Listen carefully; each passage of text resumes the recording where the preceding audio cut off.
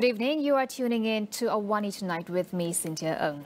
A special task force will be set up next month to review and strengthen the country's laws, especially those concerning investment and business.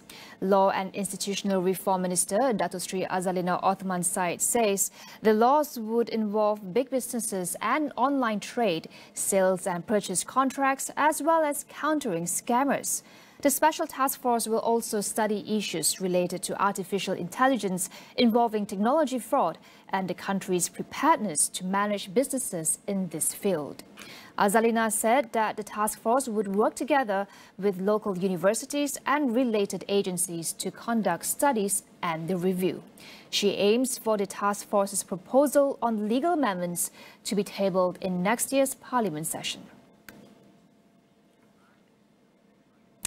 The government will conduct a feasibility study on constructing a rail network in Sarawak. Transport Minister Anthony Loke says the plan is still in preliminary stages and the State Transport Ministry is in talks with his ministry. Their vision is, of course, to have a real link connecting Sarawak and Sabah to Kalimantan. So, of course, that is the long-term vision. A feasibility study will be conducted to see how viable is the rail system to be constructed in Sarawak, because Sarawak is the only state which does not have any rail network. Sabah does have a rail network, but it's a very short network, and I think a lot of room for improvement for Sabah Rail. He added that the ministry will also continue to push for the timely completion of the Gemas-Johor Bahru double-track rail project, the East Coast Rail Link and the Johor Bahru-Singapore Rapid Transit System Link.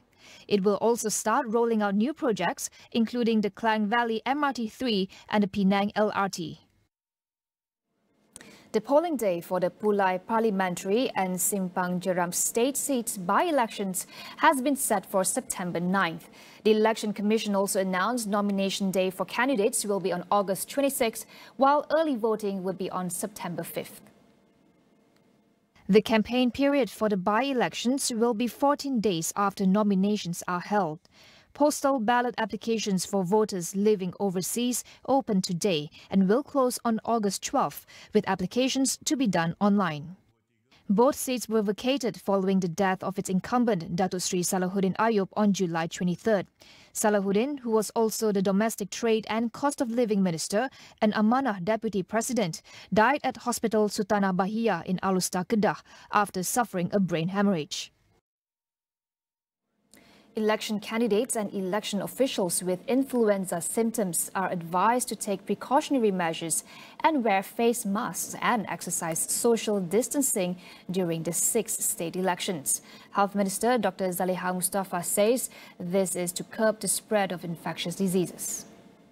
Contohnya pakai mask bila berada di semasa kempen di luar kawasan dan sebagainya, supaya dia tidak menjangkiti orang lain, dan ketiganya kita galakkan mereka untuk membuat test test, dan kalau perlu berhenti seketika daripada berkempen, maka laksanakanlah. On Monday, the Association of Private Hospitals Malaysia confirmed that many hospitals were reaching their capacity due to an increase in cases of influenza patients, causing delays in admissions.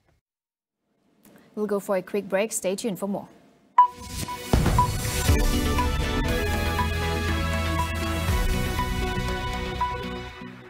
Ekonomi madani demi memperkasa rakyat, beri gambaran visi ekonomi yang lebih jelas. Falsafah ekonomi jelas. Dia tidak mahu siling itu terbang saja. Bukanlah gula-gula menjelang pilihan raya negeri PRN. Saya umumkan hari ini, adakah ini gula-gula juga? Kerja kerajaan mesti diteruskan. Ikuti perkembangan terkini. Buletin Awani 12.30 hari.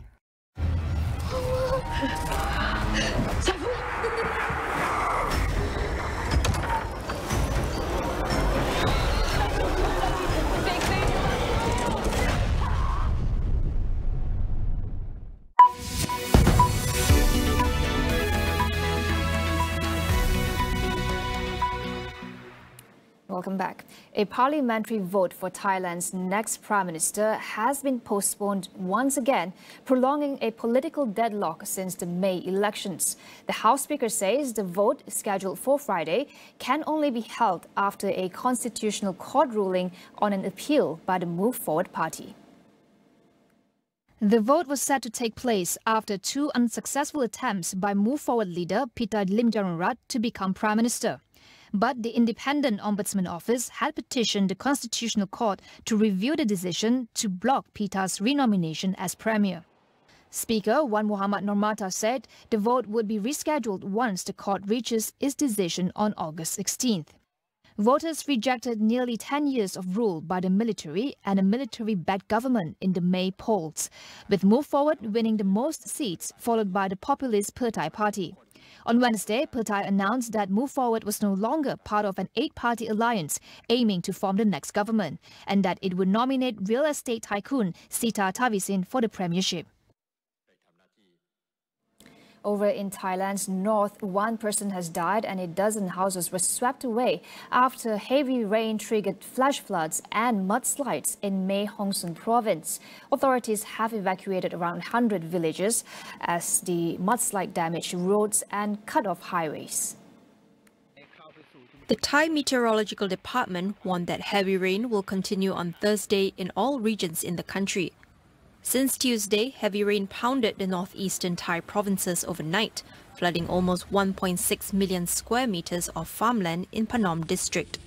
Officials warned that provinces along the Mekong River will face heavy rains and increasing water levels, which have already inundated local rice fields.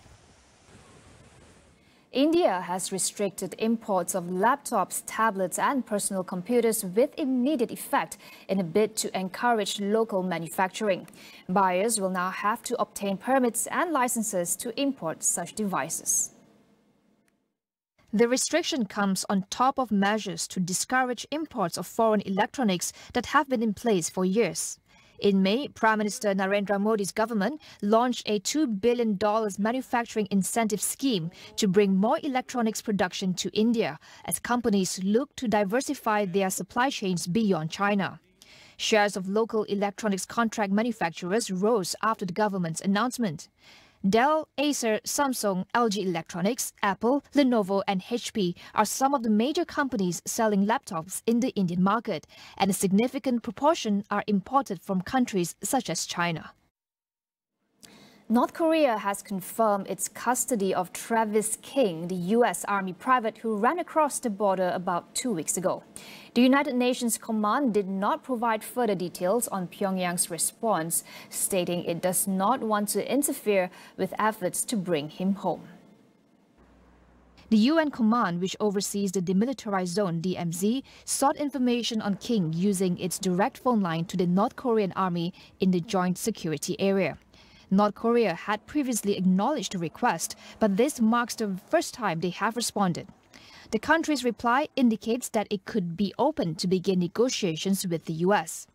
23-year-old King crossed the border from South Korea on July 18th while on a guided tour. Prior to this, he served 2 months in prison in South Korea for assault charges and was released on July 10th. Human remains have been found at the site where an Australian military helicopter plunged into the sea off the country's northeast coast. However, authorities said the black box of the helicopter was still missing.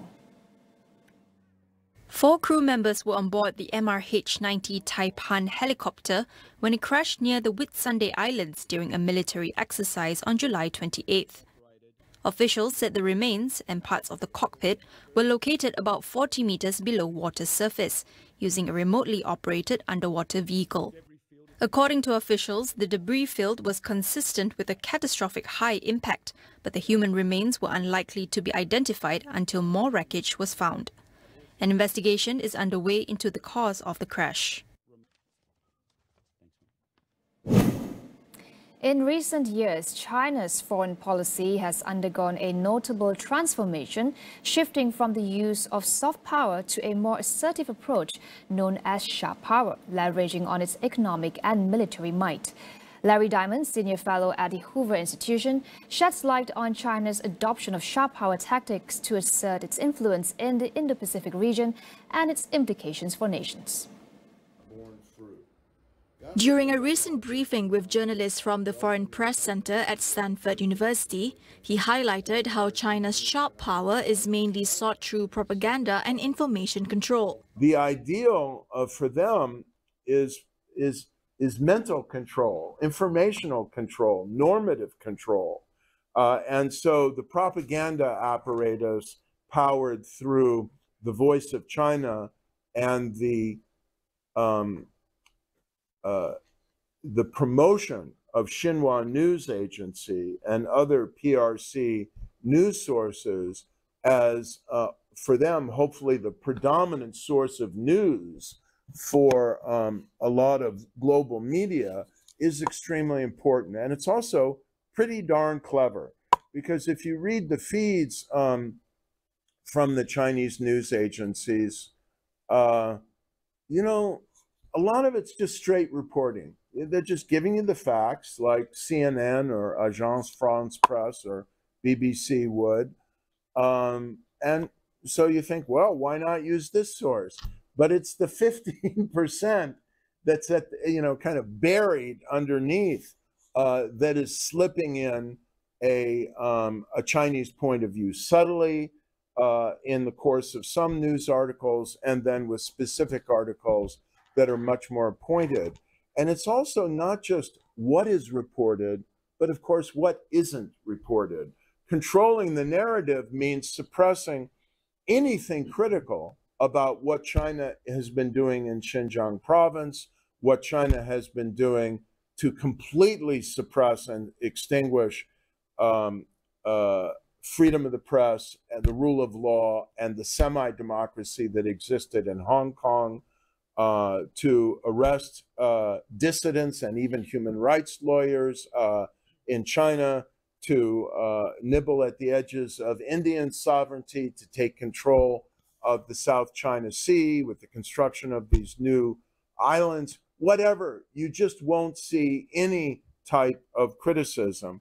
And, you know, you can complain about the US and so on as well. But, you know, look at the Voice of America feeds and look at the Voice of China feeds. And I think you'll see a real difference in tone. Now, according to Diamond, smaller nations are particularly vulnerable to sharp power tactics. He emphasizes the importance of caution and transparency in dealing with Chinese investments. I'm not saying don't accept Chinese investment, but there needs to be very careful review and very transparent review of the relationship to determine whether it's really in the national interest, is, you know, what are the terms that are being offered? Is China going to be employing the country's own labor, or as they do in many places, bringing in their own workers? They've become a kind of isolated phenomenon that doesn't get the, you know, the more extended benefits of providing jobs to the local population. Is there a strategy for capturing the local technology? Is there a strategy for penetrating the local political system? All of this needs to be open to public debate.